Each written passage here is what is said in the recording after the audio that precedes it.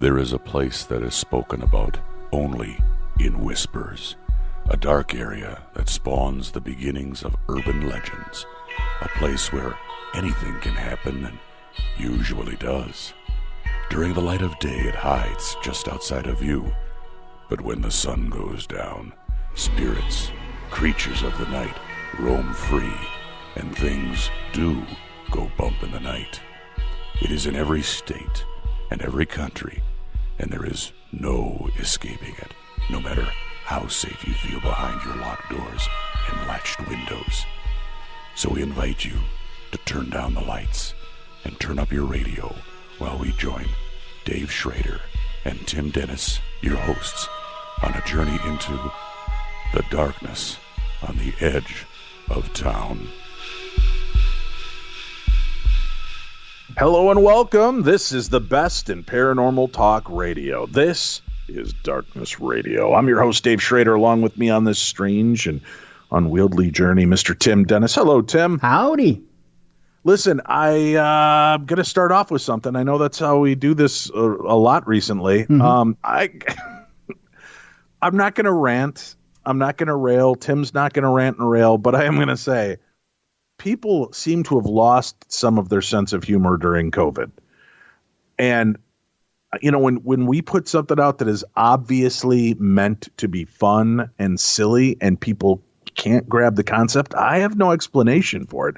So, folks, take a deep breath, relax, enjoy your life. Try to find the humor and the subtlety and the strangeness in things that we share on the show. For those of you that still have no clue, and sadly, it seems like there's a lot of you, our guest last Wednesday, Terry Carnation, is in fact Jack Rainn Black. Wilson. Oh, no, not sorry. Jack Black. Dwight from The Office, Dwight Schrute. It's Rainn Wilson. He's got that new podcast, Dark Air with Terry Carnation. It's a comedy parody paranormal podcast. I think they've got 14 or 15 episodes that they'll be airing out over the next, 14 to 15 weeks. Can I ask you something just real quick, Dave, before we go forward any further? How many people did you have on your page say it was Jack Black? I don't think I had anybody on my page say it was Jack Black. People were like, God, this guy could be Rainn Wilson's twin brother. 2. I had exactly 2 on my combined pages that said it was Jack Black. It's not Jack Black. It is, in fact, Rainn Wilson. And if you don't believe me, go check out Darkness Radio's YouTube page, and you'll see the Terry Carnation episode, and you can see us actually video chatting with Rainn in costume and in character. We mention it in the episode. It's mentioned at the end of his promo, but people were put off by this pretentious blowhard and didn't see the humor and the parody and fun we had with it. All right, I get it. It's kind of confusing because we didn't introduce him as Rainn Wilson, but we were asked to interview him in character as Terry Carnation. So that's what we did, and I thought it was a fun little journey. Some people sent these mails. Why didn't you challenge him? You'll challenge AVS Media Demo. You'll challenge the guy that claims to have been to know the information about Planet Serpo from information he found online, but you never questioned anything Terry Carnation had to say. You guys have lost your edge. I really thought highly of you guys till this episode. Nobody challenged this guy because it's a bit. It was a fun bit with a major celebrity that wanted to be on our show. He reached out and wanted to be a part of our program to help launch his new program. And there's subtleties in this thing, Dave. And if I can point them out for just a second. Terry Carnation's Dark Air started when? April 1st. Yeah, April 1st. Yeah. And speaking of April 1st, we released an episode. I thought people are going to get this. It's a fun episode. It's released on April Fool's Day. Yeah, and we've never done an April Fool's episode. So I figured let's have a little fun. We talked with Boogs, who actually does a show called the Sasquatch Report, where he rambles aimlessly about Sasquatch and Dune Feet and his fake advertisers. And we were approached by a mutual friend who said, hey, for April Fools, you should consider doing this. It would be a fun little deal. And sure, let's do it. It's something unique. We went down crazy conspiracy rabbit holes, and there is still a faction that couldn't grasp the concept. Tim, I kid you not, I had 3 emails denouncing us as fakes and frauds because obviously we were being taken for a ride by this moron and how we went down it. And then a couple of them were surprised at my weird linear thinking of how the world came to be through the Big Bang, my Big Bang theory. And it's, I don't know, again, it's so obviously a joke. And when he's talking about Sasquatch being addicted to Dunkin' Donuts and coffee, what don't you get about that being silly? It's silly, folks. It's just silly. It's meant to be fun because we've had enough tumultuous year and we've had enough nonsense, and it was April Fool's Day. So some people, believe it or not, wrote me and go, I get that it's April Fool's Day, but I don't want to waste my time listening to a show that offers nothing. This was just aimless rambling about things that don't exist.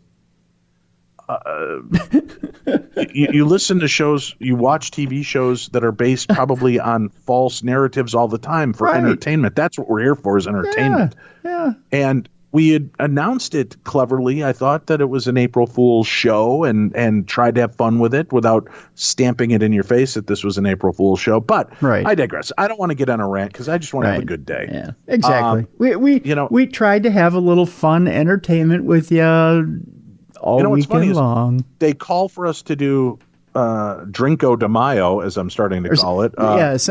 Cinco de Nino or whatever. Yeah, Cinco de Nino. It's one of my favorite shows, they say, Dave. They say that. Yeah, because you guys were goofy and off the charts and giggling like morons. Yeah. But I don't know. You make something fun and silly. And was it goofy? Yes. Was it way over the top? Sure. But that's the idea. It was a fun, silly episode that allowed Tim and I to be kids and just play along with insanity. So, with that said, those of you that got it and enjoyed it, thank you. Those of you that got it and just, thought it was okay, thank you for tuning in. Those of you that didn't get it and wrote hateful emails, blow me. The rest of it, thanks a lot for tuning in and not writing hateful emails because it gets you nowhere. People call me out on this when I say it.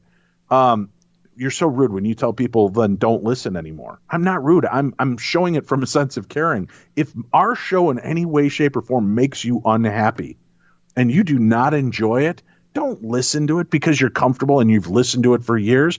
If we are no longer your cup of tea, switch to decaf and find somebody else. I'm fine with that. We'd love for you to be a part of our family and journey all along, but if you're angry and you're just looking to vent, I get that too. But just do it somewhere else. Don't send me hate mail filled with horrible things and nasty comments about two fat, bald morons that probably should have given up 5-6 years ago. That's the kind of emails I'm getting. Not often, but enough to be irritating, to say the least. Again, going after people's physical attributes is a sign of weakness on your part, folks.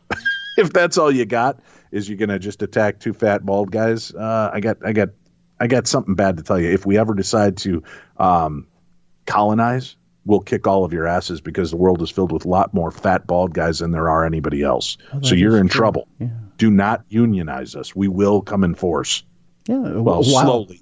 And if we're distracted by McRibs, you'll understand. But eventually we'll get there in force. Yeah, exactly. We'll probably need a nap. Yeah, well, beforehand. There's that. But we'll be there. We'll nap in force, and then, if there's no snacks provided, then we'll go to war with people. Very slowly go to war. I mean, there's a. I can already hear the emails being typed to me right now. I can't believe you're threatening your listeners. I can't. Still not getting the bit, but that's okay. I'm not threatening. I'm going to come from a place of peace and love to close this up, Dave. I do want to thank the listeners who did comment that they laughed hysterically at the fact that I was afraid of getting a little Nessie snoot in the toot, as we all do have a fear of public pools and getting a little snoot in the toot. Well, speak for yourself. That's why I go to public pools. Well, some of you do enjoy that, but I still do fear a little snoot in the toot in a public pool, and will continue to do so human, cryptid or otherwise. So there you go. Fun stuff. Hey, folks, let's move on and get to the important stuff.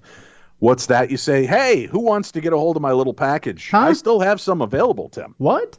Yeah, I've just opened myself up to people to just grab my package while I'm willing to share it. Yeah, I've got my autograph book, The Other Side, a guide to ghost hunting and the paranormal. I'll autograph it for you. I've got a Holzer Files card that I'll autograph for you, and I've got a car decal for Darkness Radio. And yeah, it's a hell of a deal. Hell of a deal. And we've got those packages available. If you're interested, email me, dave@darknessradio.com. I will make sure to get that out to you. My wife will invoice you. Once you pay the invoice, we'll ship the things. But some of you have just said, I just want the decal, Dave. How do I get just the decal? Decal's $10 plus, I think, $4 shipping and handling. So you can email me, dave@darknessradio.com, and put just car decal. Or you can get the entire enchilada and just say, please let me have Dave's package. Wow. Yeah. Yeah. Well, Tim, who am I to keep my package for myself? If people want to get their hands on it, they want to hold it themselves, feel it, see it, I've got it available for them. I've got a garage full of books, so they got to go, Tim. Oh, I see. Yeah. Yeah, I'm just saying. So if you're interested, I think it's $20 plus shipping and handling for the book, the postcard and the decal. It's $10 for the decal if you want it. If you want just the book, it's like $15 for the book plus shipping and handling. So just tell me what you want. We'll invoice you and get it out. You email me, dave@darknessradio.com. Now, starting next month, we're going to start selling Tim's slightly used underwear and talk about darkness. You'll be able to get those. I'll even have Tim sign them in Sharpie or lipstick, whichever you prefer. Yeah, and talk about a place where my package has been. I mean, What? Huh? Why do you got to go somewhere perverted? Well, There's you're something wrong talking with about you. your package all over the place. Yeah, because it's a great package, Tim. If you haven't seen my package, you should, Tim. It's a book, it's a decal, and it's an autograph card. You get Holzer's, Darkness Radio, and Dave Solo. So you can't ask for better, right? Yeah. So, people, if you're interested in my package, just let me know. Tim. Yeah. Oh, Tim. Yeah. Hey, Tim. Yeah. I saw your little challenge online that, get the Twinkies ready. Oh, yeah. Yeah. Yeah. Mm-hmm. Oh, I think that your salivation came a little too early. All right. I don't know, because a mutual... You're a premature salivator. Oh, I don't know. I could have pulled out... Pardon me, with all this talk of packages, I could have pulled out a little story and forwarded it to you this morning, my friend. I'm holding this one in reserve, and it comes from a mutual friend of ours, Spider Baby, who I'm going to hold this one in reserve. I'm going to keep this one under the table. It's my little ace in the hole, my friend. Should I need to win this war? Are you saying that Spider Baby is an ace in the hole? He's your ace in the hole? Yeah, a little bit. Oh, yeah. He's been hit in the head a lot by chairs. He's a pro wrestler. I'd be afraid of wherever he gets his information. He doesn't get it from on high like I do, Tim. Oh, you think so? Mm-hmm. Oh, yeah. This is from Newsweek, Tim. Newsweek. This isn't the Weekly World Inquirer. No. This isn't the Daily News. Mm-hmm. This is Newsweek. Mm-hmm. This comes from a host and a God show, Tim. And God speaks to this host. And if this host is listening, he got the message. Televangelist Jim Bakker hosted a conspiracy theorist that has warnings of an impending zombie apocalypse. Ooh, that's right. Yeah. Steve Quayle suggested that material collected from nasal swabs and south end swabs, if you know what I mean, used in the COVID-19 testing are covert genetic capture techniques designed to create a bioweapon that could transform people into the undead. He talked about that on the latest edition of the Jim Bakker Show. Bakker did not appear to question the premise because he's tuned into God, and he probably knows, Tim. The real-world zombies existed when speaking to Quayle, referring to the reanimation, of course, of the deceased as being like any other disease. Zombies that are on Earth are a disease, like any other disease that affects people, and they become like zombies, Bakker said in a clip surfaced by Right Wing Watch, a project of the progressive group People for the American Way. Now, forgive me, but that's only part of the story, Quayle responded. Zombies also have the evil spiritual entity known as demon possession. Okay? Because there is no rationale with a zombie. The best way to explain zombie bloodlust is this: the appetite of demons expressed through humans.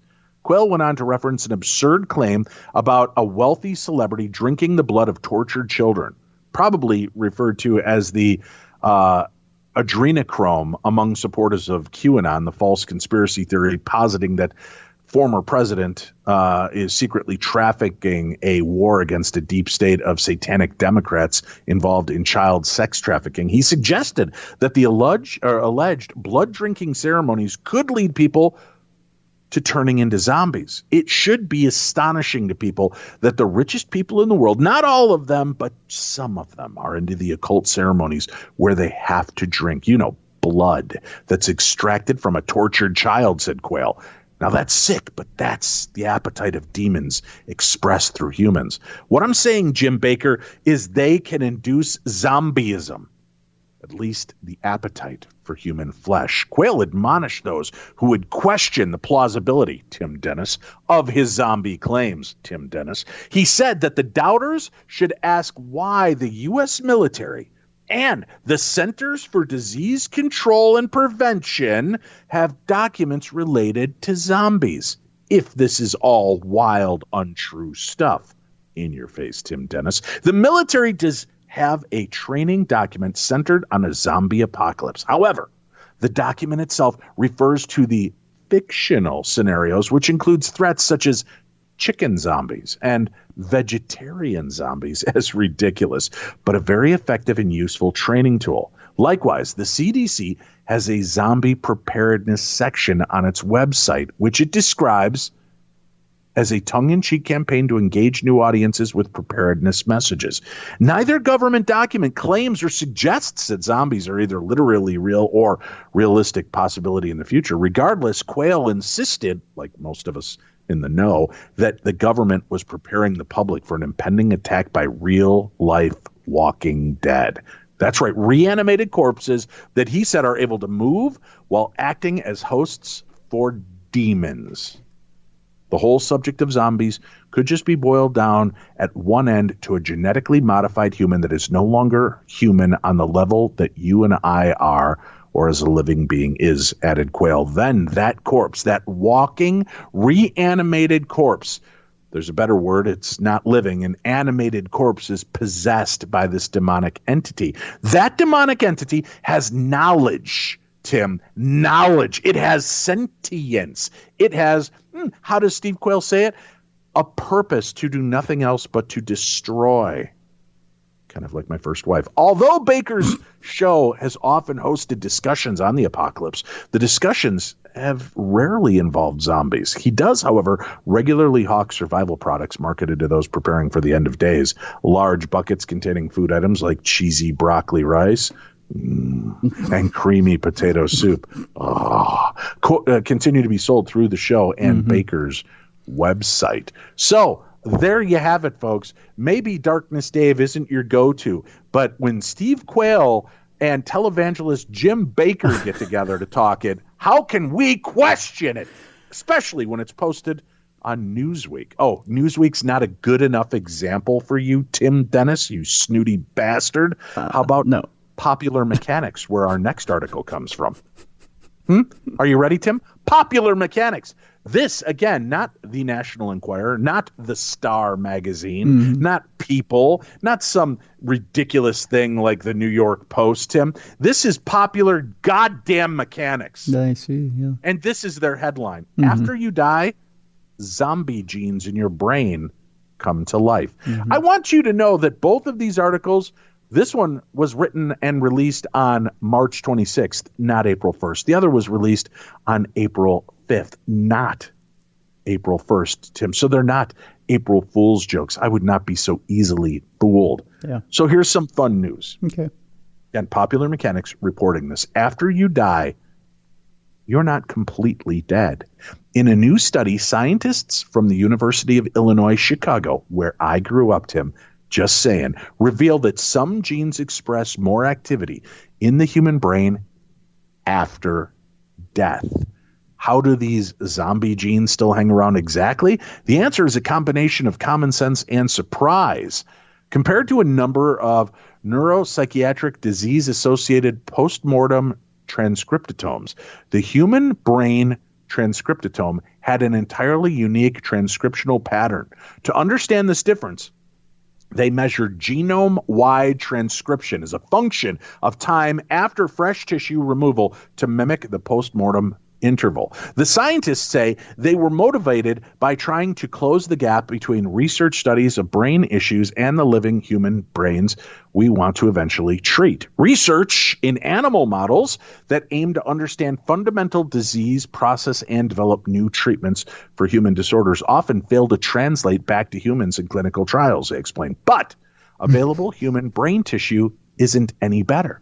For a majority of neuropsychiatric disorders, including Alzheimer's, autism, and schizophrenia, only postmortem tissues are available. Given the importance of these studies, we examine the fidelity of overall gene expression between fresh and postmortem human brain tissues for a number of brain disorders, with a central focus on activity-dependent genes that are likely involved in higher cognitive human brain function. Basically, according to this article, if our only options are these fairly subpar analogs to the living human brain, we'd better understand as well as possible how different the postmortem brain really is. And to do that, the scientists compared the freshest possible brain tissue to traditional postmortem brain tissue. They found a totally different landscape of expressed genes, with neuronal ones falling in activity while glial genes rose to compensate. We found that of 1,427 genes could be clustered, one cluster of 317 rapidly declining genes was predicted to be the neural and strongly overlapped with the activity-dependent genes. A second cluster of 474 genes was predicted to be glial, including astrocytes and microglia. Tim, I'm pretty sure that's how it's said. Remarkably, as the neural center cluster rapidly fell, there was a reciprocal and dramatic increase in the expression of the glial cell cluster. So what explains this zombie gene activity, Tim? In a statement, corresponding author Jeffrey Loeb explains the sensible answer. The glial cells enlarge after death. Isn't too surprising given that they're inflammatory and their job is to clean things up after brain injuries like oxygen deprivation or stroke, he said. In a way, the glial genes represent a cleanup crew that's only activated after a messy incident. While 80% of the genes stayed stable over time, the neural and glial genes represent the other 20%. The glial zombie genes peaked their increased activity after about 12 hours on average.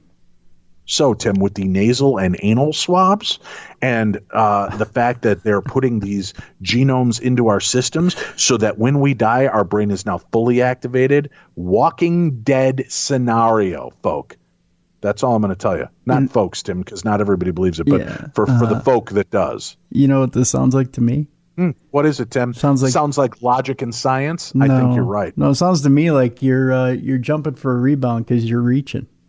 Whatever. Dude, these are major articles. Newsweek, Popular Mechanics, Tim. Jim Baker and a conspiracy theorist, you're talking about a natural brain function where anti-inflammatory functions are being cleaned up.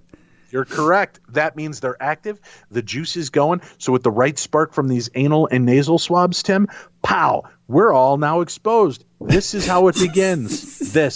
Mark my words. Take a pen, maybe a crayon for those of you in a better state. Write down, this is the day Dave told us the truth. And there you have it. And it's not April 1st. So there you have it. You believe the conspiracy theorist who has no basis in science. Mm-hmm. Yeah, who needs science, Tim? I've got Popular Mechanics and Newsweek on my side, so take that, butter it, and put it up your keister to stop the genome that is known as the zombie virus, Tim. I've said it. I happened to slam an article right back at you, threw it right in your messenger, and I see your crackpot and say, you Yahtzee, sir. All right. Well, first of all, I do want to mention one other thing before we move on to your ridiculous story. My dad. So I spent time with my dad because he had a second COVID shot. Let me give you some tips. If you're going in for your second COVID shot, make sure you're hydrating yourself really well for 2 to 3 days leading up to it. Really well. Hydrate. Then when you go in and get your shot, immediately put ice on it. My dad kept ice on it for about 2 hours. And I always thought ice sounded stupid because that would form things to congeal and kind of hang around. He actually broke it down for me using science. When you're hot, your blood vessels rise to the top of your skin to try to cool down. And when they're cold, they sink deeper in subcutaneously. Huh? Big word. Yeah. Read it online. It must Good be a for thing. you. Yeah. And that helps to transfer the nectar of the shot into your system better and faster. Plus, it helps the pain. Plus, don't hold your arm still. Keep moving your arm so that you're not babying it and it's locking up. So ice it and do that. Then well hydrate that day, some Gatorades or electrolyte drinks, and then make sure you're well hydrated for the next 2 to 3 days. My dad's 75 years old. His biggest complaint was he had to take 2 naps the day after his shot. I never take naps. I had to take 2 today. That was it. So hopefully that information will help you. But I say that to say this. Talking to my dad, and he did a full gypsy card reading for me. Mm-hmm. It's really cool because I didn't realize just how into the supernatural, the paranormal in this. He does readings, and it was eerily spot on. Really? Remember, folks, this guy's only known me for 1 year, and we haven't even spoken fully about either one of our. Well, I've learned a lot about him because I ask, and I try to keep the conversation focused on him because I want to know about my dad. Right. But he was able to tell me things that were pretty remarkable. And at one point, he's using a regular deck of cards. Mm-hmm. And at one point he goes, "Do you have a specific question?" I said, "Yeah." And he said, "Shuffle the cards." So I shuffle the cards. I cut the cards. I reshuffle the cards. I do this, and I hold the cards. Right. And then he said, "Okay, hand me the deck." And I hand him the deck, and he peels off like 7. He pulls the deck over, shoots 3 more off with his thumb. Mm-hmm. Okay. They're all upside down. Hands me the rest of the deck, which is in my hand, all upside down so he can't see them. He flips over the 7 or 8 cards, starts to tell me a little bit about the question I've got. And he goes, "I'm going to tell you, son, this is a unique reading. This is a really unique pattern in reading what I'm seeing here. So I'm going to tell you those 3 cards, they're going to be a black ace, a red ace, and a 10 because that's the only possible combination that could go with these cards." So I reach over and I flip over the 3 cards, red ace, black ace, and a 10. Wow. And then he explained to me what those meant. And it was really cool and uncanny. But we were talking about all of this stuff and then life and death. And he said spirit and the information he understands, the brain actually stays awake for about 2 hours after death. So he said, when I die, I don't want to hear bawling. I want you guys to talk smack about me. I want you to laugh. I want you to talk about the fun times. I can't imagine a more terrifying or horrifying thing to be laying there for 2 hours knowing you're dead and unable to communicate. I want to hear happy thoughts. I want all good stuff for 2 hours. So it really kind of struck me. And I was like, wow, that's, maybe what happens, Tim, and this kind of got the juices gestating. Maybe the reason some ghosts hang around is we've heard about some people that are in horrendous accidents and they feel like their soul popped out of their body before the accident occurred, just moments, right? Right. What if in that 2 hours that soul was in there traumatized and it pushed itself out and then it does get trapped because it left at not the appropriate time. But by allowing the brain to shut down, allowing the soul and everything to do its deal and have those 2 hours, maybe by being there, holding hands, talking to that loved one, it will help that soul move on in a more swift way. Say your love, say your forgivenesses, all that, just get it out and, give peace to that person. So that really kind of struck me as an interesting facet, but he said 2 hours, make sure. And I kind of want that as well. For 2 hours afterwards, he said spirit and science has told him that there's still awareness for up to 2 hours. Wow. So something to consider. Very much so, yeah. Yeah. All right. So obviously I have to dance the cha-cha. Tim's got to try to throw in a rumba here because God knows, good Tufts magazine. That's a great rebate or response to Newsweek and Popular Mechanics. It's scientific. I understand, Tim. Scientific. Tufts, yeah. Scientific. Tufts are those little balls of fur on the ass of a rabbit. No. Scientific, educational magazine. It's even a .org, a .edu if you will. So it is a educational magazine, Dave. So it comes straight from science. And guess what, Dave? Scientists have created the next generation of living robots. Dun, dun, dun, dun, We'll dun. see. Last year, a team of biologists and computer scientists from Tufts Rabbit Butt University and the University of Vermont, maple syrup, created novel, tiny, self-healing biological machines from frog cells called xenobots. Oh, so what they did was they brought the frog cells back to life like a zombie using science. Good to know. That could move around, push a payload, and even exhibit collective behavior in the presence of a swarm of other xenobots. So get ready now, folks, for Xenobots 2.0, or as I like to call them, zombie bots. They're not The zombies. same team has now created life forms that self-assemble a body from single cells, do not require muscle cells to move, and even demonstrate the capacity and capability of recordable memory. The new generation xenobots are also faster, navigate different environments, and have longer lifespans than the first edition. And they still have the ability to work together in groups and heal themselves if damaged. The results of this new research were published today in Science Robotics. I think you can get that from the Sci-Fi Channel for $12 a year.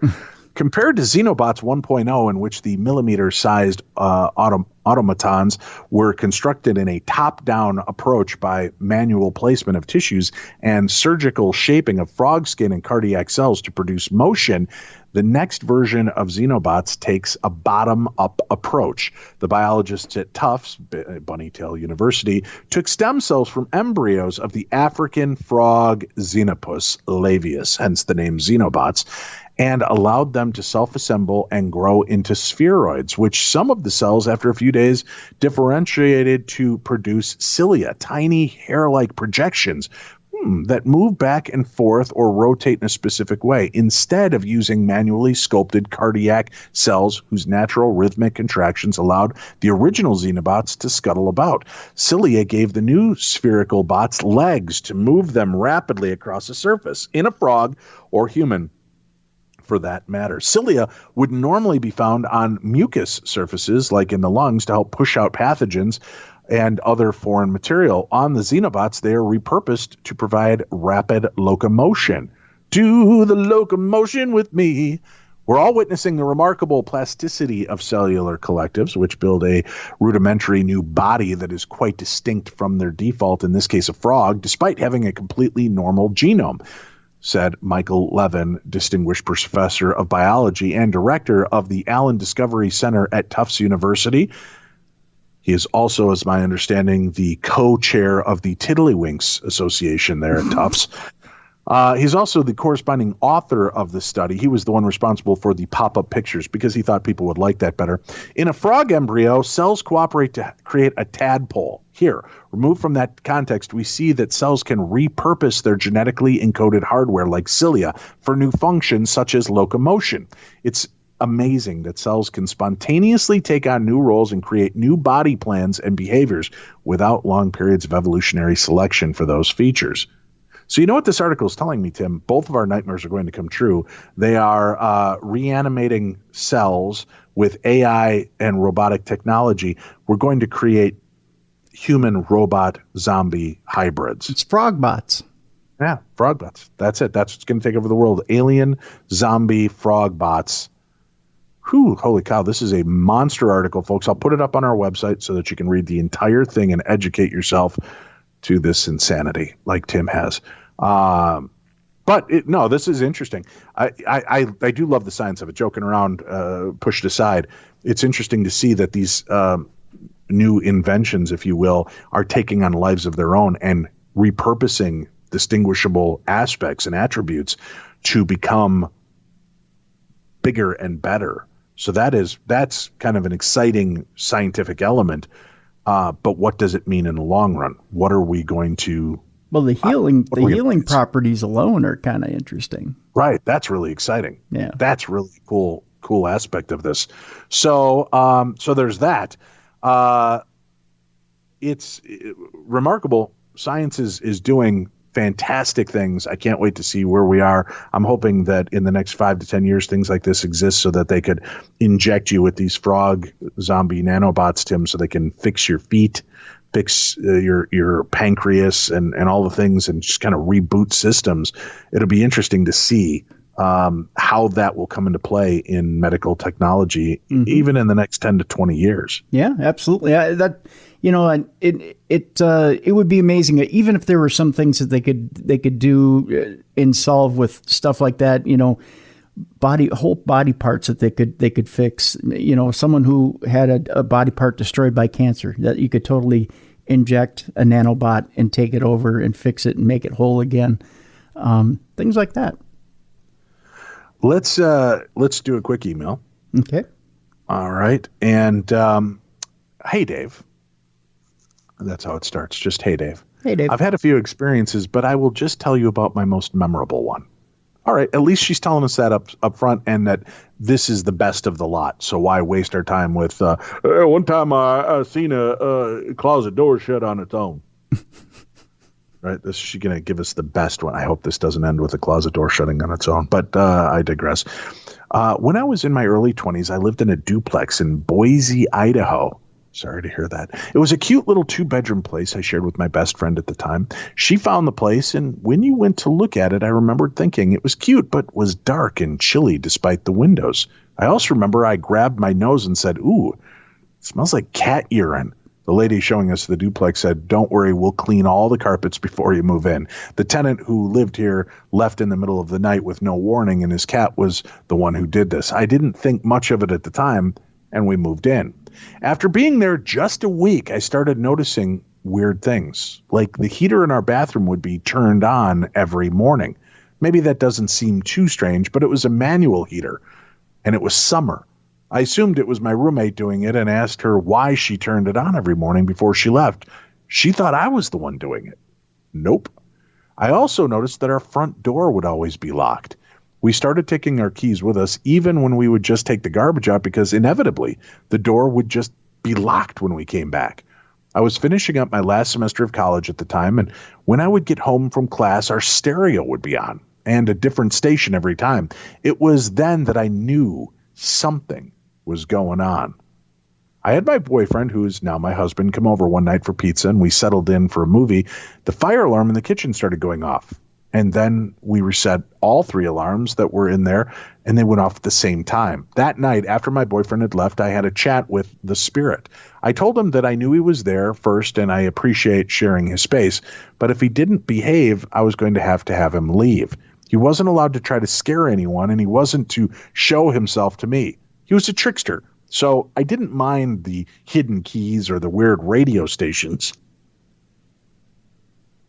But I was in an accident where I was rear-ended by a couple of cars, and I was sore for a good week. I asked that he behave during this time because I wasn't feeling well. And he was good. Didn't do anything. As soon as I was feeling better, he was back at it. I never felt he was malicious by any means, but one evening I had fallen asleep while studying for a final, and something jolted me awake. I wasn't sure what it was, but it looked straight at my door, and I saw a figure standing there. I turned my lamp on, and nobody was there. Turned it off, and it was gone. He was about 6 feet tall and definitely a male figure. I wasn't scared. I was kind of mad because he went against our agreement. My roommate at the time had a boyfriend who wasn't very nice, and I was on the phone one evening with her mom, who told me to get out of the house because my friend had already driven the 4 hours to their house, and she didn't have a good feeling about me being there alone. I told her I would be okay and I would keep the doors locked. Suddenly, my phone began to cut in and out, and my lights began to flicker. It freaked me out. I grabbed a bag, threw some stuff in it, and went to my boyfriend's house. I moved out the next day. I look back and I think he, whoever he was trying to get me out of that house to keep me safe. I was never nervous or felt unsafe until that very last night. Then I was gone. He stayed at the duplex, and I'm thankful for that. That's my most memorable experience. I lived in that duplex for maybe 4 months, and that comes from Christine. Thank you, Christine. We appreciate you sharing your story with us. Going right to the good one, skipping the crazy and going straight to the good. I like that, Tim. Yeah, absolutely. Yeah. That's what we're saying here.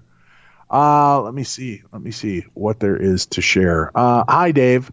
My name is Tamara. My father was a florist all his life, died at the age of 47. My mom died at the age of 43. My brother died, I guess, off of Point Pleasant, West Virginia Bridge. They found his body 4 months after the disappearance. I've always grew up around death in graveyards and hospitals. I've seen something when I was about 4. I had to use the restroom. When returning to my bed, there was something in my path. First, I thought it was my brother, but it was dark and staticky. I even remember its head tilt toward the left. I closed my eyes and ran through it. After that, it went back to everything. After that is when everything went bad. I had multiple surgeries from being beat up by 2 dead men now for 10 years. They both died like 1.5 years after I got away from them in strange ways. I have mentally disabled 9-year-old twins, boy and girl. We are receiving mental health therapy. I've had thoughts of all different kinds of ways on how to end myself. Now, for 25 years, it's like something takes over with the use of a snap of a finger. But we are good people. We don't mean to do some of the things we do. So my twins and I are heavily medicated and closely monitored. We can control our emotions. It's like sitting back watching yourself do something, but you can't stop yourself. I see the shadows always moving around. For 3 days now, I haven't been able to sleep due to some issues going on that I'm just helping and doing the right thing. I live in a little town called Dobson. It's energetic here, lots of water flowing around it. I'm from Raleigh County around Crab Orchard, Beckley area, and it took me 32 years to climb out of those mountains. I have always been kind to people, give light and love, but the darkness is caving in. I want to live past my parents' age. I feel good energy, and I feel some dark energy, too. I sleep with a CPAP because something is suffocating me. I don't have a big neck, so it's odd for me to have this issue. My doc says every time I get some type of spiritual healing, something always stops me. My boyfriend is a skeptic. I have so much more I want to tell. If you want to know more, good night, Mr. Dave, and thank you for taking the time to read this. Well, Tamara, I'm sorry that you've led a very rough life and have been surrounded in so much loss. I'm glad that you're seeking help for you and your children, and I hope that you will find it delivered. I don't know who you're seeking help from spiritually. We always recommend talking to Reverend Bill Bean, Robert Major from GhostRemover.com, and a few others that seem very adept at helping people in that state where they're being harassed and something malevolent seems to be attacking them. Just stay the course. If you can, read the prayer of Michael the Archangel, and maybe you'll have to read it a couple times a day for many days in a row to help that. It's supposed to be one of the most powerful of the prayers to actually help end and stave off some of the darkness. So we're hoping for you and for your family that you're able to get the answers you need. We're going to take a quick break. We'll come back. We've got more news. We've got more of your emails, more Tim and Dave right here on the best in Paranormal Talk Radio. Oh, and another Theater of the Mind coming up in just minutes.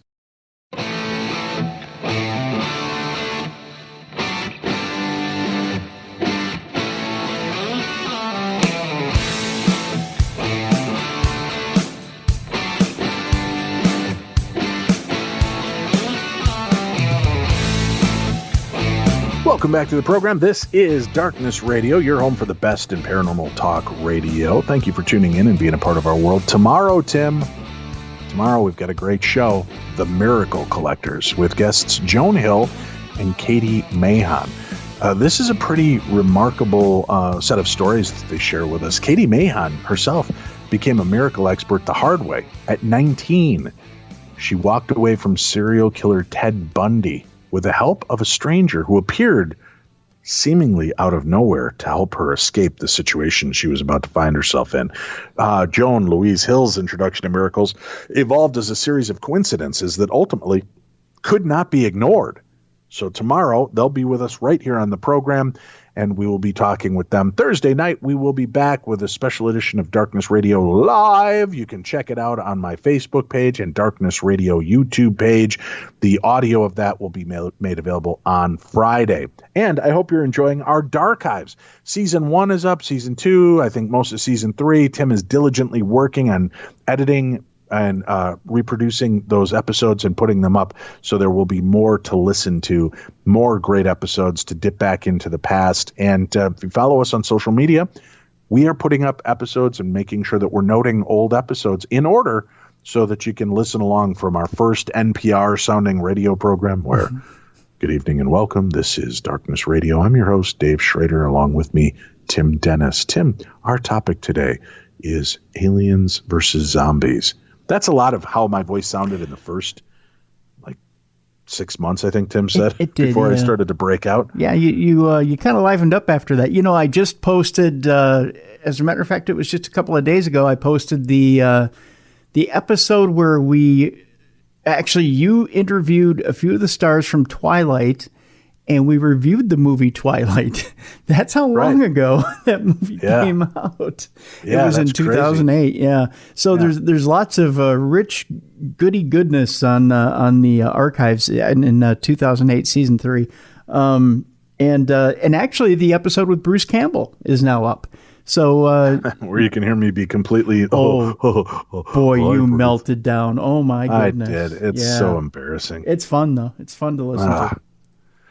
All right, let's do this now, folks. We know you love it. It's time for us to give it to you because, well, we love to give it to you, don't we, Tim? Oh, yes, we do. Oh, boy, do we ever. So just turn down the lights, lay back, and let us give it to you. Here it is, Theater of the Mind. Theater of the Mind. Beware the Skies. Another real encounter shared by Ed Allen. It was a beautiful Florida day. Blue skies and a gentle breeze blowing kept the heat of the sun somewhat at bay. It was around 10:30 to 11 in the morning. I'd gone out to meet some friends for a day of play. I was maybe about 12 at the time and loved biking with my friends and exploring the wooded areas that led into the bogs and marshes that surrounded our neighborhood. We were young Indiana Jones-loving kids and couldn't get enough of the outdoors. On this day, we biked a little deeper than we ever had before and abandoned our bikes to continue on foot. I used to carry a machete from our shed when we would go exploring, in case of running across a snake or some other local creature. It was a different time, and at our age, we were immortal, without fear of much. That was about to change, at least for me. Our journey took us about a mile into the wilds, and we had pulled up camp among some downed trees, catching our breath and getting a good sweat rolling now that the sun was getting higher in the sky and the humidity was rising. I recall talking about what it would be like if we ever found a dead body out here, like Stand By Me, the movie had explored. Now, most of us admitted it would freak us out and hoped we never would. In between small talk and laughter, our attention was drawn to a strange, creepy noise.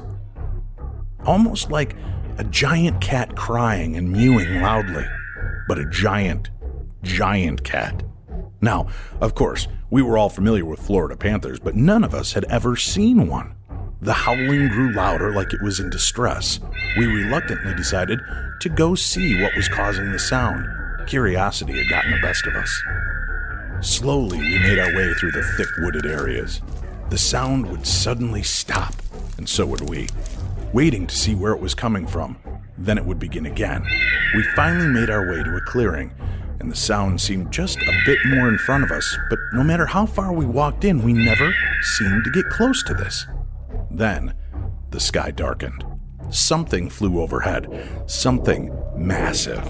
The whole area shadowed by the sheer size of the thing. That's when the sound returned, a loud and terrifying screeching noise. The only way I can explain what we saw was to describe it like a pterodactyl I had seen in books in class. The only difference was, this had a longer, snake-like, thick neck. We were all shocked and horrified at the same time. There was no way we saw what we just saw. But there it was, circling the clearing and crying out. The first thing that popped into my mind was, what if that thing is calling its friends and we're on the menu? There was an unspoken knowing between me and my friends. We turned and ran with fury and determination to distance ourselves from whatever the hell we just witnessed. We did not yell. We didn't scream or cry out. Personally, I wanted to be as quiet and fast as I could to keep this thing from getting me. I could hear something crackling through the treetops as I ran. The only time I stopped was when my friend Parker tripped and fell in my path. I reached down, grabbed his hand, gave him a yank to right him, and we were off like a shot. My heart raced as I saw the area where we had left our bikes just ahead. I knew once we got on those bikes, we would get even farther and faster away. We just had to make it there. As we closed in on our bikes, the woods were filled with the screeching cry of the monster again. We grabbed our bikes, saddled up, and just as we pushed off to start the final leg of our journey, my pal Wally turned back to take a peek. His face told the tale. He was sheet white, his mouth hung open, and he uttered, "Oh shit." That was all any of us needed to hear. We pedaled like madmen on speed. We finally cleared the woods altogether and down the dirt path that brought us this far. None of us spoke or looked back. We just rode like the wind until we got to my house, our bikes skidding to a halt in my carport. We dropped our bikes and ran into the house, slamming and locking the door. We ran to the front room, looked out the window to see if we had been followed. Thankfully, we were not. I count my blessings we got out of there. Even though I know what I saw, I still cannot believe it, understand it, or even believe my own memories. That day, our exploration of the woods and the bogs ended. Even to this day, I will not go back in there. You couldn't pay me enough, even with a machine gun. I don't remember ever speaking about this again with my friends until many years later. We all just kind of zoned out as we discussed it, our minds wandering back to that life-changing moment. Sometimes, late at night before I drop off to sleep, I can still almost hear that frightening cry, and I thank God for getting me and my buddies out of there in one piece.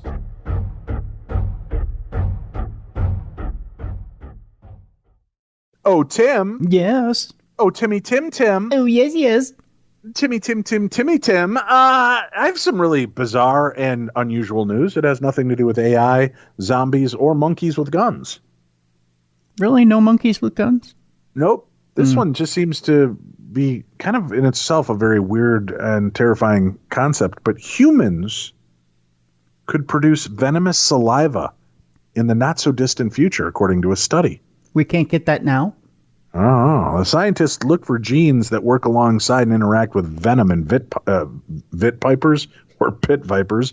And eventually the study found that the molecular link between the venomous glands in snakes and salivary glands in us, mammals, Tim, are pretty similar. A new study suggested that human evolution could turn our saliva venomous in the distant future. Researchers from Okinawa Institute of Science and Technology Graduate University found the genetic foundation required for oral evolution is present both in mammals and reptiles. Hence, humans could be able to spit venom in the future. The scientists look, I know quite a few people that spit a lot of venom now that should not. The scientists looked for genes that work alongside and interact with venom pit in viper snakes, and eventually the study found the molecular link between venomous glands in snakes and the salivary glands in mammals. Agnish Baru, first author of the study, talking to the Daily Mail, said venoms are a cocktail of protein that animals have weaponized to immobilize and kill prey, as well as self-defense. Venom has arisen in a different animal like spiders, scorpions, jellyfish, snakes, and some mammals. And the way of delivery, an oral system, is the most common in all of them. Previous studies have focused on genes that code for proteins, but in this study, scientists researched how different genes interact. Barua explained they looked at genes that were present before venom's origin, enabling the formation of venomous systems. The team studied the venom of Taiwan habu snakes and identified around 3,000 glands that play a vital role in protecting cells from stress by producing lots of proteins. Baru said, this is the first evidence of supporting the theory that venom glands evolved from salivary glands. Scientists also studied the salivary glands of mammals and found that their genes had a similar pattern of activity to that seen in snake venom glands. Therefore, they believe the salivary glands in mammals and venom glands in snakes share an ancient functional core which was split hundreds of millions of years ago. Barrow said snakes incorporated many different toxins into their venoms, and mammals, like shrews, produce a simpler version of venom that has a high similarity to saliva. It was found after some experiments conducted in the 1980s that male mice produce compounds in their saliva that are highly toxic when injected into rats. He revealed, we might encounter venomous mice in a few thousand years if they have better reproductive success under right ecological conditions, Baru added. He emphasized that in right ecological conditions, humans too could become venomous, giving a whole new meaning to a toxic person, he joked. That's something to look forward to. Yeah. Just walking down the street and all of a sudden somebody spits venom in your face. Yeah. Yeah. A man in Texas has been arrested. Why, you say, Tim? Why is that, Dave? I'm glad you asked. For allegedly threatening to cut off his wife's head. Jeez. Why is that, you ask? Why is that, Dave? Well, Jesus, Tim, give me a minute. I'm getting to it. Oh, Michael sorry. Ramos has been charged with terroristic threats of family and evading arrest after a Wichita Falls police officer responded to an incident at a house on Friday, April 2nd.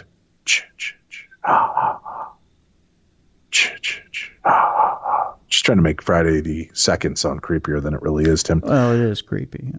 Police were called to reports of a potential family violence situation, having also attended the same address earlier that day. Local newspaper The Times Record News reports.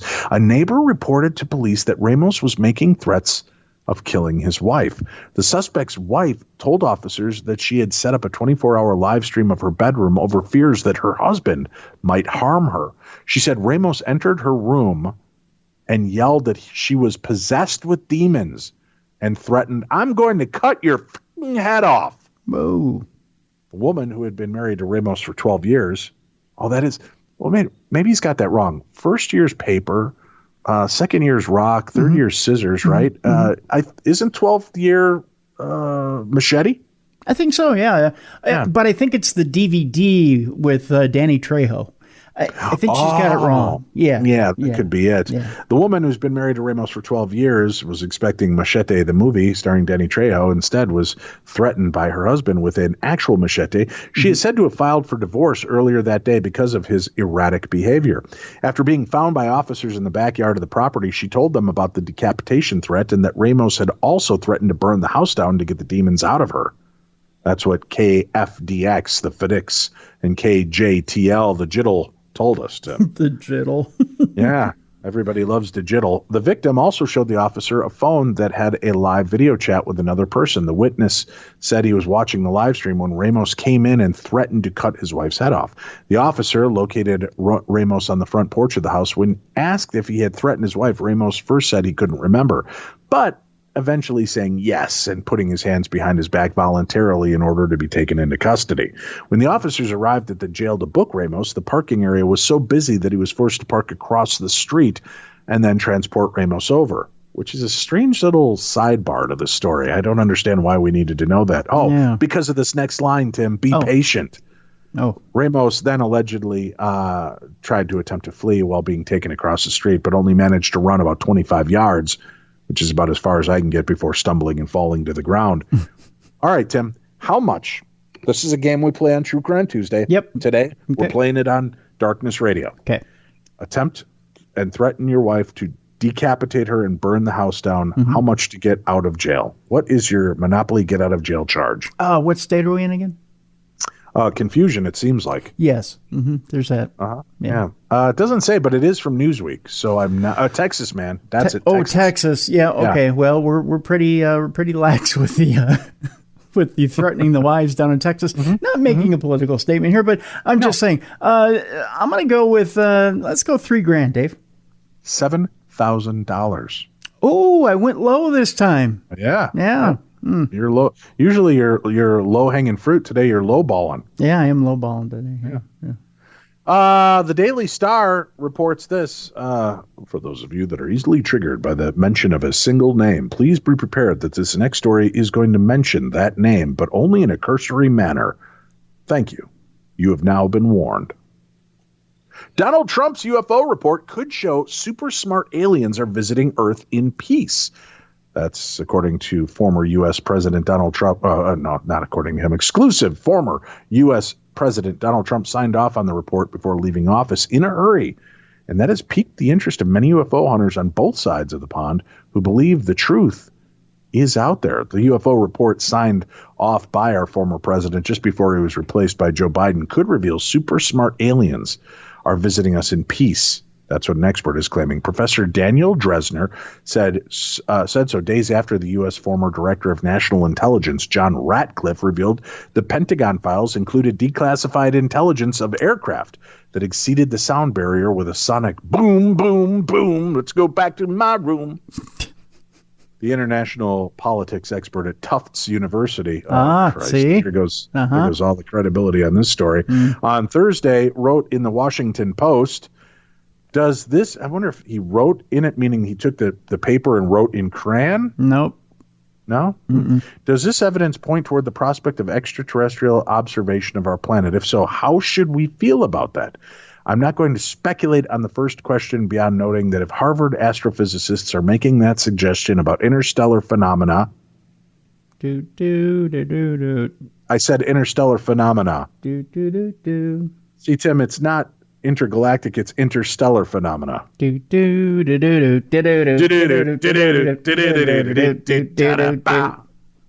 Perhaps we need to at least consider the possibility that these UAPs, unidentified aerial phenomena, might also be extraterrestrial in origin. He said top scientists, including the late Professor Stephen Hawking, have warned against contacting aliens or catastrophic consequences for humans if they arrived on Earth, but said it might be better for U.S. national security if these UAPs turn out to be ETs than if they belong to Russia or China. He added, I get the concern from physicists that technologically advanced extraterrestrials might behave as powerful human civilizations have in the past. The assumption is that powerful technologically advanced civilizations will act in nothing but a destructive manner, because that's what we would do here on Earth. That is possible, but perhaps civilizations that reward destructive entrepreneurship are less likely to generate the technological wherewithal for interstellar travel.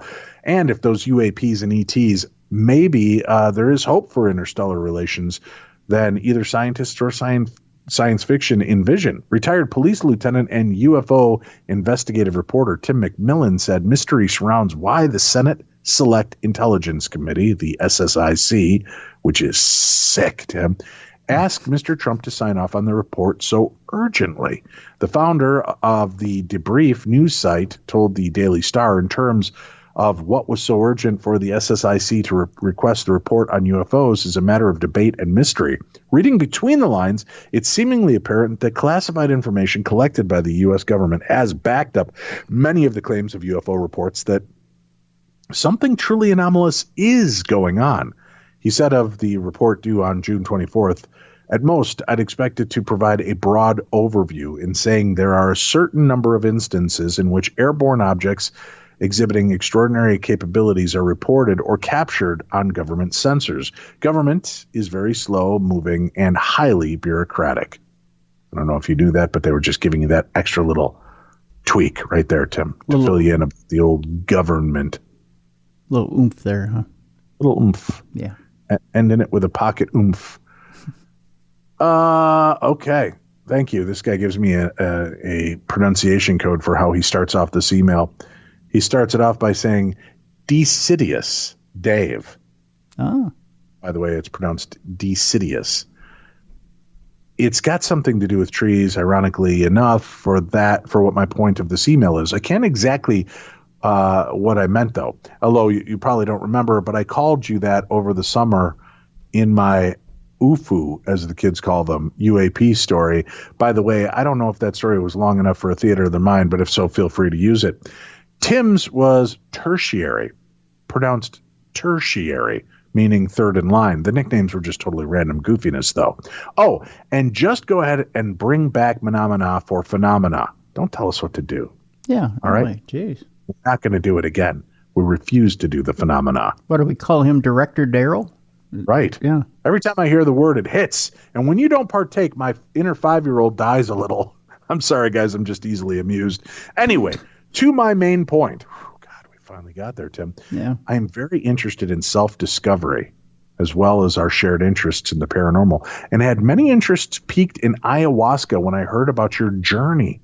Unfortunately, though, I have not been able to find any practitioners near me. I was wondering if your practitioner might know of someone in New England, Massachusetts, if possible. I think that it's a pretty close-knit community, so maybe those across the country keep in touch or whatnot. I don't know. I figured I'd ask and see if she might know. Well, first of all, I'll tell you this, James. If you actually go listen to that episode, she tells you websites to look into to find practitioners in your area. Robert Kraft or Bill Belichick, I think. No, both, that's not it at all. Yeah. Not at all. I'd definitely like to see about taking this journey together with my wife as well. She had a very trying year last year with everything going on with politics and COVID and such. She's a former healthcare worker that was exposed to COVID without proper PPE because of a false negative. Rest of patient that later converted to a positive. Shortly after, she came down with symptoms, but that always came back negative herself, and now has what the CDC considers long-term effects of COVID exposure. She's lost her job because of this. I'm a disabled vet myself, so my income is fixed, and we're taking care of her father, who is in the early stages of dementia right now, on top of our 4 children. So it's definitely been trying, to say the least. Sorry about the rant. You don't know me from Adam. Sure I do. Adam's a naked guy that wandered in a garden with his wife Eve. Yeah, something about an apple, too. I don't know. Yeah. Makes me hungry. Any info on a practitioner you can relay would be much appreciated, brother. Cheers, James Robbins. Go back and listen to the episode, James. Honestly, I know she gives out some information there on how you can find that. I'm not trying to deflect. I just don't want to take the time to look it up for you. So go listen. And I don't mean that to be rude either. I've got a lot of stuff going on. A lot of shenanigans, Tim. I see. Yeah. Shenanigans and stuff. Yeah. All right, we have more news to read, if you don't mind, Tim. If you'd stop interrupting me with nothing. I try to add my own flair and flavor and nonsense. I mean, I ain't got much, but I love you. Ooh, Tim broke into music. Yeah, I like that. yeah. It's a good day here. Let me be all I need tonight. Wow. Yeah. Very sharp. Speaking of Bruce Campbell, Sam Raimi is back. Yeah. Produced horror movie. You want to know something interesting? Just real quick. In that Bruce Campbell interview, you mentioned Sam Raimi working on Spider-Man 4, and I nearly choked on my iced tea as I was editing that episode. I thought, wow, there's a movie that'll never come to fruition. Yeah. Yeah, just an odd point about how things get kind of frozen in amber and then captured for all time, and then you just kind of got to laugh when you listen to it. There's a new movie coming to Netflix called Every House is Haunted. Every house is haunted. Every house is good. Every house has spirits in your neighborhood. Just kind of changing the Every Sperm is Sacred song from Monty Python. It's very good. Anyway, probably get edited out later because of some kind of copyright. We're keeping it. Okay. Yeah. Every House is Haunted, especially for Netflix.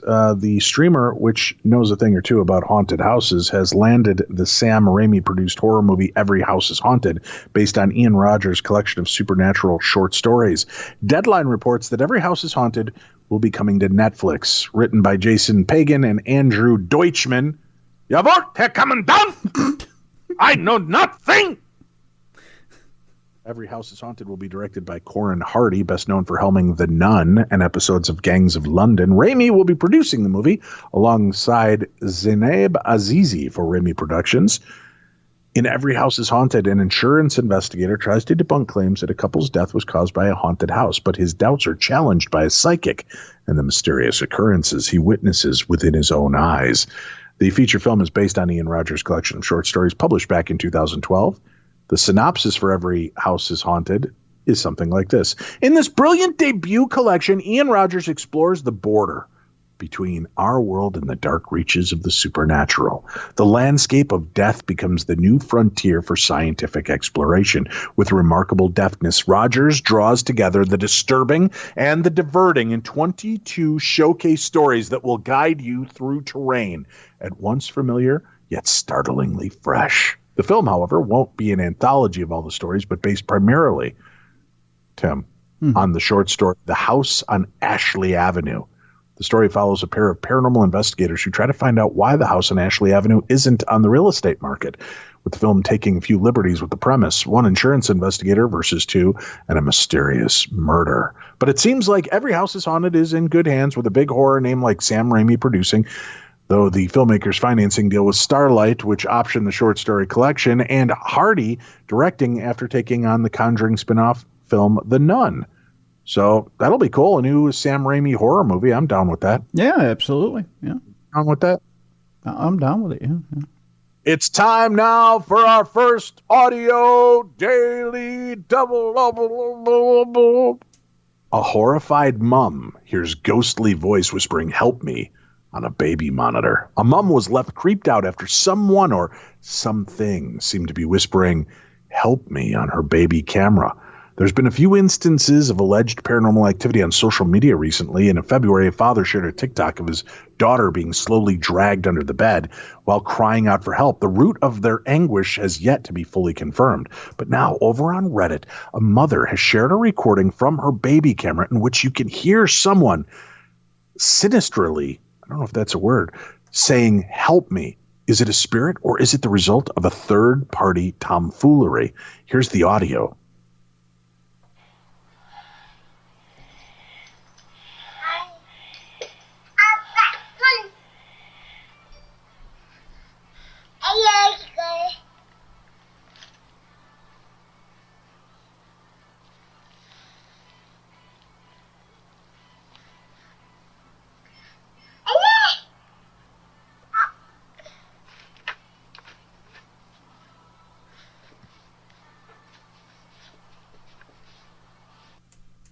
So what I find compelling about this video, Tim, on radio is nothing. But we do have it up on our website. Go to darknessradio.com, click on the news tab, and you'll find the story. But what's interesting is in this video, you see the mom is standing in front of the mirror, texting away on her phone, totally ignoring her toddler who's crawling around. And when the voice starts saying, "Help me, help me," the little girl turns towards the area she's hearing the voice, which seems to be by the camera. She seems to be, and you're seeing it, talking to somebody. The little girl. I do hear it at the beginning. I do hear the "help me." Yeah. Right, but it's like it drew the baby's attention. Now, posted by R Zealous Ideal Cal 53, the mom wrote, "Long story short, I was watching my daughter wave to the camera thinking it was absolutely adorable. I was busy texting my realtor about a home I planned on buying. She added, I take another look at the nanny cam and I hear something disturbing. I heard heavy breathing and I replayed it again and I swear I could hear someone saying, 'Help me.' At the very start of the clip, you can definitely hear some breathing and 'help me.'" Why don't we go ahead and play that again real quick? Just the beginning, Tim.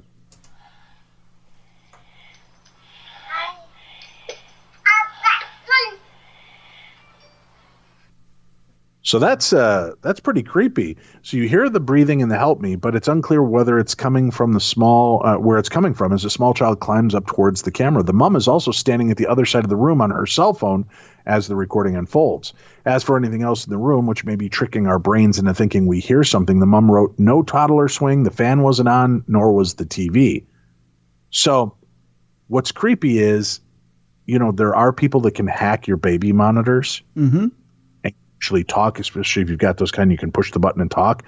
But the fact that the mom couldn't hear anything, the baby seems to be addressing something as it's kind of, "Help me, help me." This baby is fascinated and looking and going right up to whatever is there. That's the part that leads me to believe it's not just somebody hacking, because as a hacker, the mom would have heard that whispering and the breathing. The little girl was the only one that seemed to be hearing it. And it wasn't until the mom checked the baby monitor and played it back that she could hear that. So that's kind of a chilling deal, but that is up and available as well on our website. All right, Tim, the Lizzie Borden house. This comes from Perez Hilton's website, Tim. Okay. Lizzie Borden murder house purchased as realtor describes the paranormal attacks. That's right. And I can't give too much away, Tim, but I will say that a couple of months back, I went and I did film a shock doc, and it may or may not be taking place at the Lizzie Borden house. Really? That's all I can say. It may, or maybe it doesn't. And I can't say for certain, but it may or it may not include a very close friend of ours who is a psychic medium. Our first time actually working on camera together. Yeah. And his name may or may not rhyme with Briss Schlemming. Really? That's all I'm saying. I'm tickling the ivories with that. Huh. Yeah. The Lizzie Borden story, of course, has captured the public's attention now for over a century. The axe murders were immortalized in school children's rhyme that is still recited decades later. For those of you that don't know what that rhyme is, it's, I once knew a man from Alsace whose balls were made out of brass. He'd bang them together in play storming weather and lightning would shoot out his ass. Oh, wait, no, that's the wrong one. I'm sorry. I don't. That. Yeah. I think what it actually is Lizzie Borden took an axe, gave her mother 40 whacks when she saw what she had done, gave her father 41. That's the lounge singer version of it, Tim? That's the Richard Cheese version, I believe. Yeah, I've heard that before. Yeah. Jeez, get on it. Yeah. Mm-hmm. Yeah. Right on, right on, right on. Okay. The axe murders were immortalized in a school children's rhyme that is still recited decades later. The incident has been dramatized many times with various takes, notably in recent years with the accused killer played by Kristen Stewart and Christina Ricci. But is it possible more than just the story has endured? Could there be something else still hanging around the scene of the crime? That kind of interest is exactly what the owners of U.S. Ghost Adventures is counting on. It's the whole reason he purchased the house where it all happened. First off, we need to clarify, we're not talking about Zach Bagans, star of the ghost hunting reality show Ghost Adventures and ex of Holly Madison, who has been known to purchase haunted items and real estate. Nope, this is U.S. Ghost Adventures, a company which offers ghost tours of supposedly haunted places in over 33 cities around the United States. Owner Lance Zoll jumped at the chance to own the original Fall River, Massachusetts residence where Lizzie Borden took an axe and gave her mother 40 whacks. Not actually, I think it was like 11. The house went up for sale in January at the shockingly brutal price of $2 million, Tim. Why so much? Because it's been a functional bed and breakfast tourist attraction for the past couple of decades. And yes, people are convinced it is haunted. In fact, one guest on TripAdvisor rated it as the most haunted place they'd ever stayed. Zoll tells Realtor.com that he plans to keep the museum open for both day tours and overnight stays, only he wants to ramp it up even more with axe-throwing activities and an official Lizzie Borden axe patrons can purchase. The sale comes complete with rights to the intellectual property, he says. We'll be adding several different events for both visitors and locals. We want this to be a place where people can kind of come in just to have a good time as well. We really want to give more people a reason to go there. So more activities and more events will take place. But when it comes to the tours, Zoll claims his team never embellishes with fake haunting stories. We don't sensationalize anything. We just tell the story. We talk about the history and the things that happened there. And then we talk about the hauntings and the things that people experience. So what's happened there? If it was not Lizzie's mother, but stepmother, Abby Borden, who was killed along with her father, Andrew Borden, on the night of August 4th, 1892. After Lizzie, then 32 years old, gave unsatisfactory and sometimes contradictory statements to the police, she was charged with the murders. However, she was eventually acquitted, leaving the killings technically unsolved for nearly 130 years. And for all the people that say, oh, she's guilty because she gave contradictory statements, they should know that right after the murders, she was given a very healthy dose of, I can't think of what is it, morphine, to calm her down because her father and stepmother had been murdered. So she was kind of, right? Kind of in and out of it. As for the house on 232nd Street, well, it has its own scary history over the past century. Suzanne St. John, the realtor making the sale, told Rolling Stone back in January, even she has experienced some scary situations. I don't go looking for it, I'll put it that way, but I have definitely had things happen. For instance, St. John, who has also worked part-time as a tour guide in the house, says she was portraying Bridget Sullivan, the Borden's live-in maid who was a witness in the trial against Lizzie during the annual reenactment when something happened. All of a sudden, I got a pain in one eye, and it starts watering, and I'm like, what the heck is going on? But then some of the other actors started talking about having been poked in the eye by an unseen force. Boink! The ghost of Mo Howard apparently is residing there, Tim. I guess so. Rat out, muscleheads. And then that's when I realized what it was. I got poked in the eye. I've had several experiences just like that. It just happens, but I don't freak out about it. Either she's incredibly chill about being attacked by a ghost, or she's incredibly savvy real estate agent. But there have been plenty of other accounts of people staying in the property and having spooky encounters, and one of those may or may not appear in a shock doc later this year, starring or not starring Dave Schrader and somebody with the name that sounds very similar to Tris Blemming. I can't figure out who that would be. Like Chip Coffey? Close, but taller, blonder, and much better dressed. Yeah. Well, Tim, allegedly, you can own a haunted Florida jail for only $140,000. For decades, the old Gilchrist County Jail in Trenton, Florida, has attracted thrill seekers looking to have a supernatural encounter. Now, as the Orlando Sentinel reports, one lucky ghost enthusiast will be able to own the allegedly haunted location for just about $140,000. The defunct jail recently hit the real estate market. For that asking price, buyers get 8 bedrooms, 8 baths, and a notorious history of ghostly sightings. The old Gilchrist County Jail was constructed in 1928 and operated in north central Florida until 1968. In 1966, a jailer's residence was built on the property where it still stands today. Prior to that, the inmates spent many nights locked away without supervision from guards.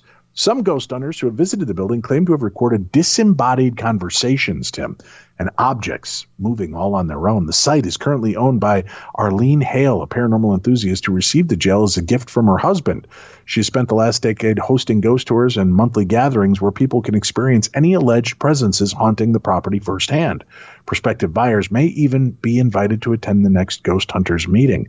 The cells of a jail aren't the coziest place to rest your head at night, but they could make for a unique tourist attraction for aspiring business owners.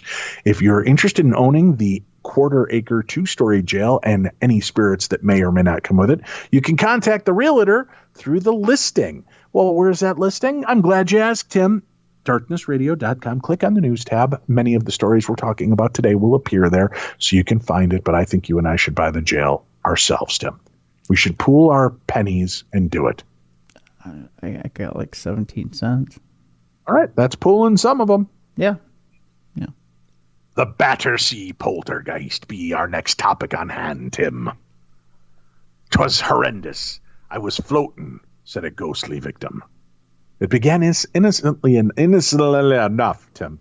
Yeah, it began innocently enough. Apparently, Cinco de Nino has started early for me.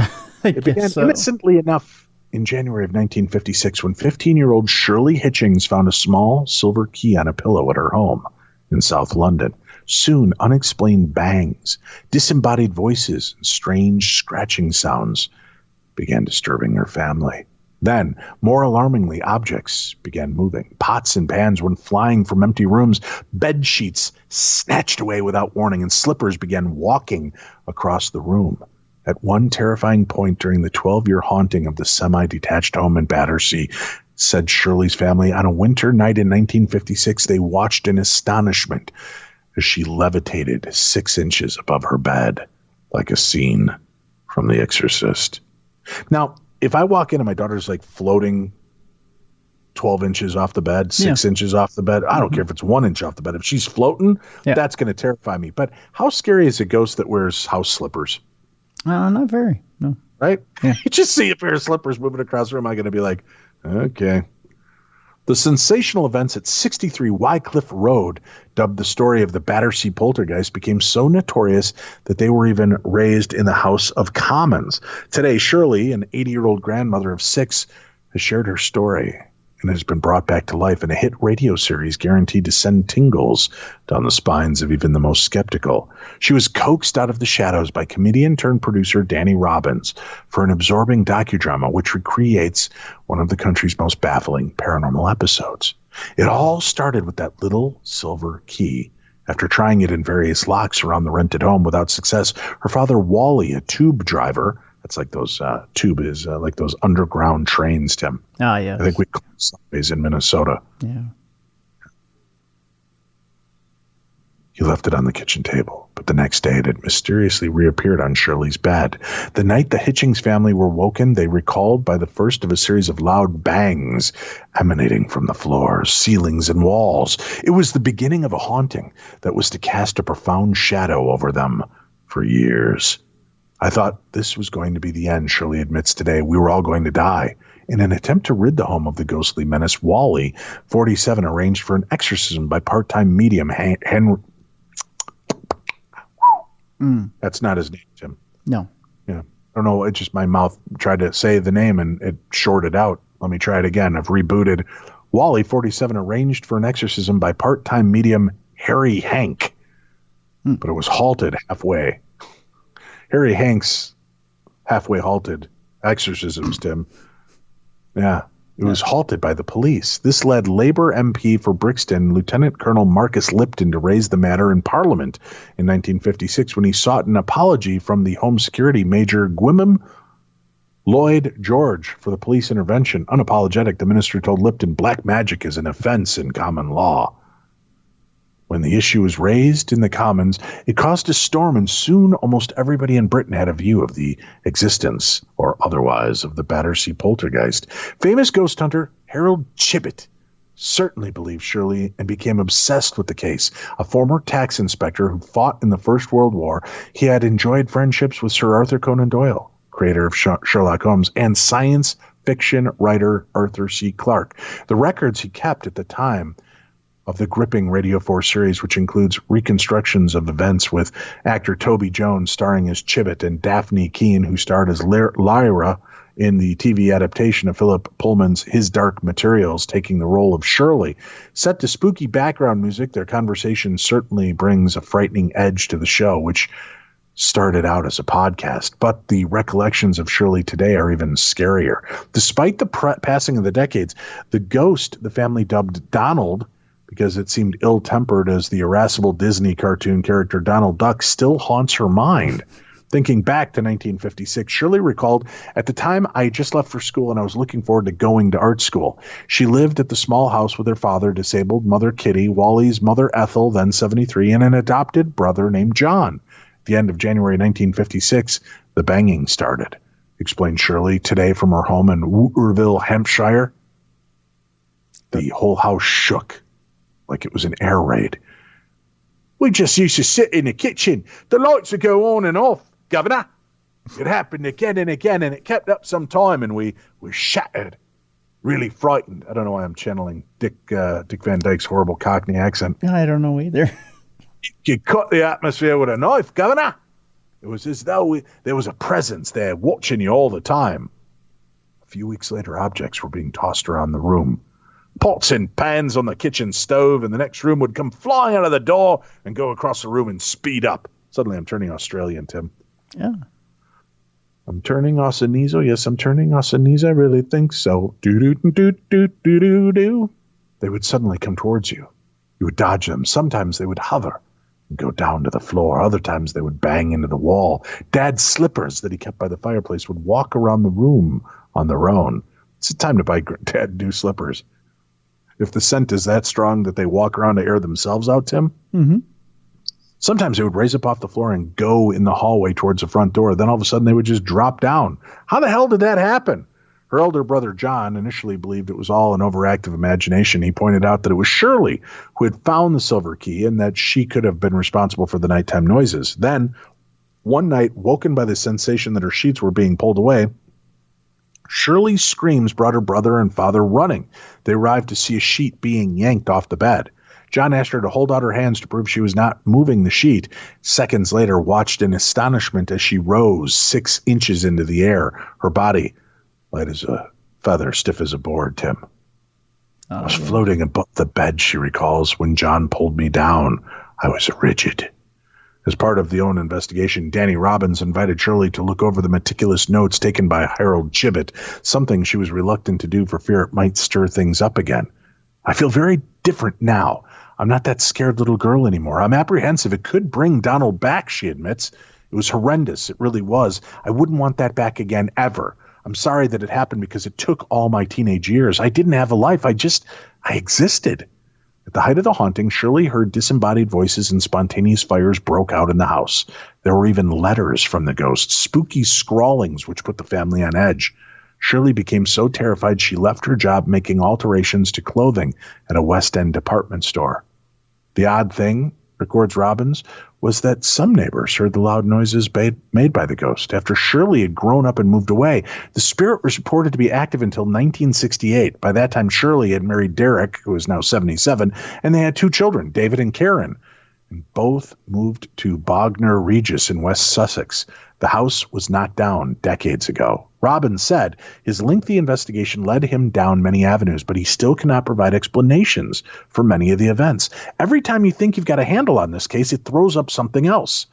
I considered myself more of a skeptic, but in this case, I find myself against things I find hard to explain. Robbins says there's been a huge response from the public to appeals for help in unraveling the mystery of poltergeists. We've had some amazing theories, and we'll share some of those in future shows, he said. Shirley's account has really struck a chord with listeners. When I interviewed her, I was struck by how incredibly frightened she was. Any good ghost story is a person conveying fear to us. You feel the fear that Shirley felt during that program. Fascinating story. What I do want to say is, hey, comedians and wrestlers, back off! You got comedy and wrestling, man. Leave us with the paranormal, all right? Thank you. That's all I want to say. Where'd that come from? It seems like everybody's starting paranormal podcasts every week, Tim, and now it's like celebrities and comedians and wrestlers. And for God's sakes, give us something. Leave us something. But we have audio daily doubles. Let's go to our second audio daily double. A spooky video has alarmed believers in ghosts and the paranormal after a voice was heard to say, "Why can't I die?" in an apparently empty kitchen. That's right. In the clip uploaded on Reddit by user u/NAHDOGFOREAL, back on March 31st, they show an empty kitchen being filmed in black and white by a Wise camera. A disembodied voice then appears to say, "Why can't I die?" In the caption, the user said, "There was a spirit haunting my coworker's kitchen." And he also commented she had been showing him videos of orbs and things being knocked over. The creepy footage has been upvoted more than 900 times on the Paranormal Forum, and many believers were worried about the spirit. Let's go ahead and listen to that audio real quick.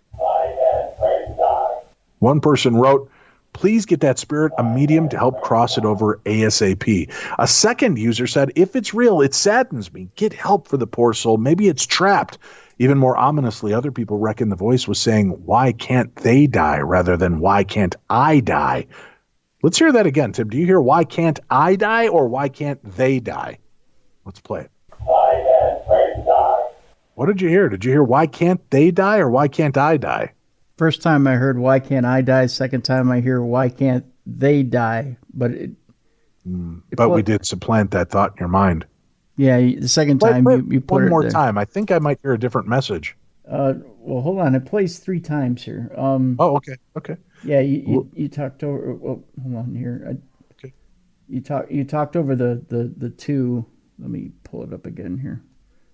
It'll take me just a second. It plays 3 times in succession. So hold on. Okay.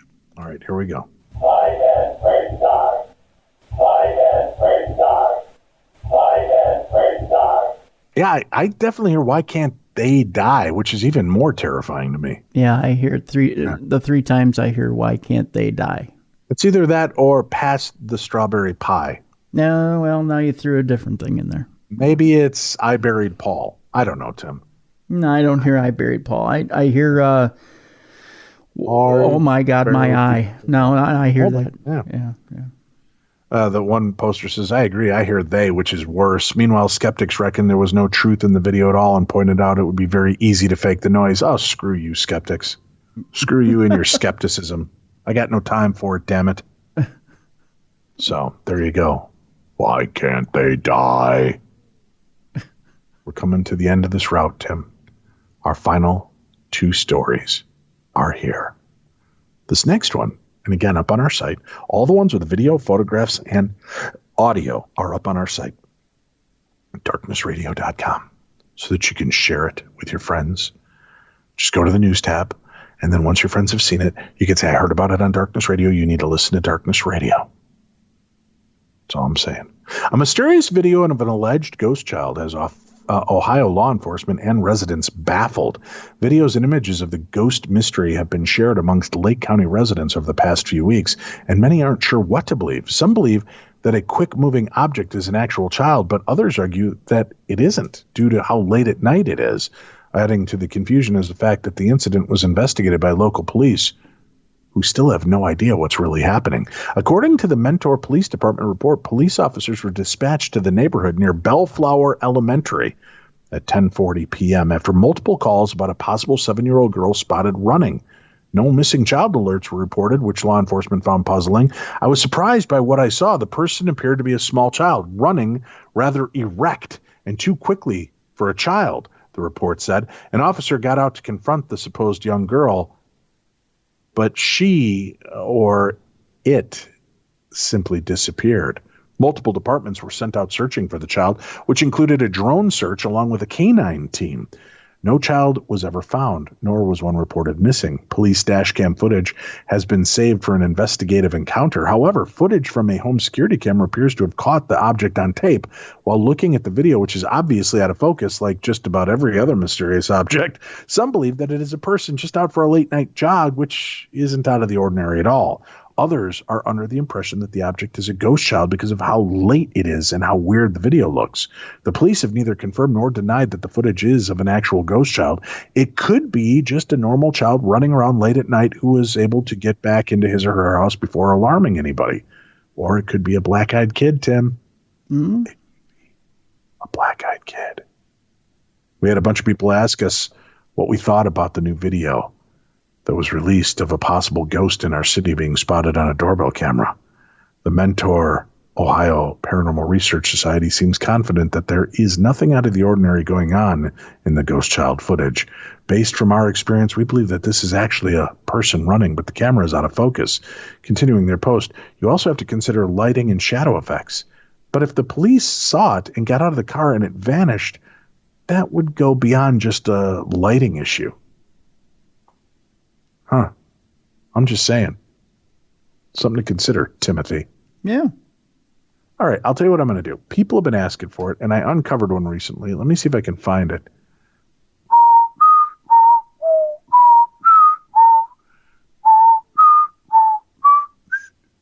Nope, I can't. It's not here. Oh, dagnabbit. Huh. Well, I'll just read this story instead then. How about that? Okay. Then our final story, another audio daily double. We'll be getting to that in a moment. Hello, Dave and Tim. Hi. Hiya. First of all, I want to tell you, gentlemen, how much I love and appreciate your podcast. It has got me through many, many hours at the gym. I'm the bikini competitor bodybuilder that trains every morning. I wanted to try and send you a voice memo, but your girl here can be insanely scatterbrained, and it sometimes takes me an hour to tell a 5-minute story. So to save you both the agony of trying to follow my poorly planned story, I figured I would write my first one to you so that I could keep it focused. I need to preface this by stating that I believe that I myself am haunted. And maybe not necessarily haunted, but I definitely have a ghost friend that has followed me throughout my life and makes himself known in spurts from time to time, especially in periods of life where I may be in need of some direction or help. I'm also a radiological technologist and have worked in a haunted hospital, in that I could tell you many stories, and I will, but I decided to share with you the most recent ghost friend story that happened recently because I am able to include a picture with this one, which I just want there to be notice. There is no picture attached. So you are a tease, Aaron. Not a picture of you in your bikini competing, nor a picture of a ghost. So doubly teased, Tim. Is there a picture of a ghost in a bikini competing?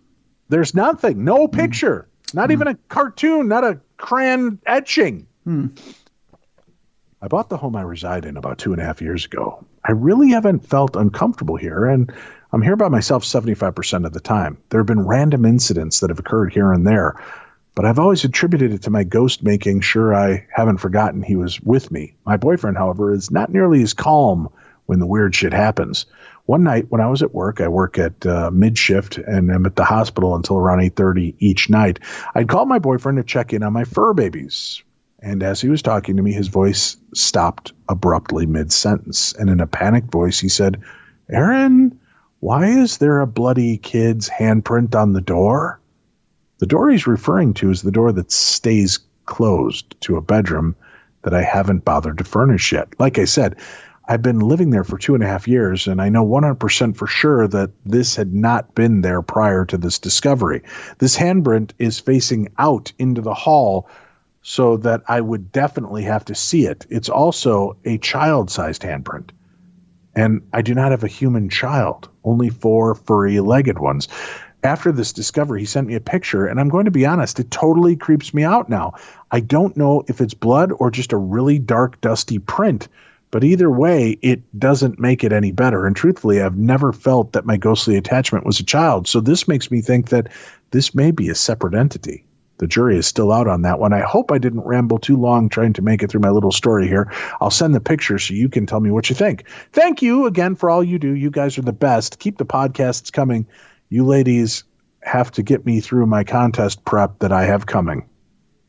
You ladies. Wow, Aaron. Wow. I mean, I know every once in a while, I feel like a woman, but, that's only a song I listen to. It's not an actual thing, but so Aaron kind of calls us out for being women, and then doesn't claims to be a bikini clad weightlifter. No picture of that. Claims to have a bloody handprint on the door. No picture of that. Yeah. Shenanigans. I'll tell you what. We can hang and bang and clang some weights with the best of them. I tell you what. Hey, he'll tell you what, Bobby. Yeah. Our final story is here. Former Kansas City funeral home turned bar offers a paranormal experience. We're going to Kansas City, Kansas, Tim. We're WDAF, the Daffy. In downtown Kansas City, one dive bar is serving up spirits in more ways than one. Originally built in the late 1800s, Fat Matt's Vortex, located at 411 North 6th Street on historic Strawberry Hill. I found my thrill on Strawberry Hill. Used to be a funeral home, Tim. Used to be a drugstore / pharmacy in the 1900s. Then it turned into a funeral parlor / crematorium, which is still in the basement, where they would incinerate the bodies, said Fat Matt's co-owner, Sam Howes. Howes and his family have owned the bar since 2004, and in that time, they've had their fair share of paranormal experiences. We've seen things that we can't quite explain. I had 2 friends playing pool at the pool table one night, and the door that leads to the basement where the crematorium is slammed shut, and then consecutive, like 2 seconds later, the woman's restroom door will slam shut. And those experiences don't stop with the staff, according to Howes. Customers who have also had unexplained things happen to them. Let's go ahead and hear that audio now. Fat Matt's Vortex used to be a funeral home. The crematorium is in the bar's basement. Sam has owned the bar since 2004. He says he's seen his fair share of paranormal activity. I've had the jukebox come on, TVs come on. I've had water turn on by itself.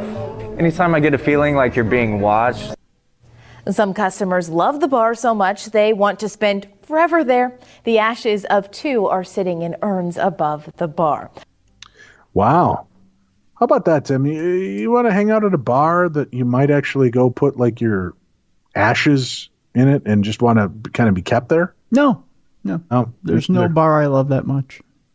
And if I were going to do it, I'd put you in a Packer bar somewhere. No, God, no, please. Again, there are some people from Wisconsin I love quite a bit, and there's the rest that I don't. And, I'll just say, of all the teams in the NFL, the Green Bay Packers are the ones that I loathe the most. Not love, loathe the most. So, yeah, that's my version of hell. It'd be pickled eggs, Blatt's beer or PBR, or even some Wisconsin beer that just sucks, And PB on me, ASAP. Do you remember that old one? Oh, God, yes.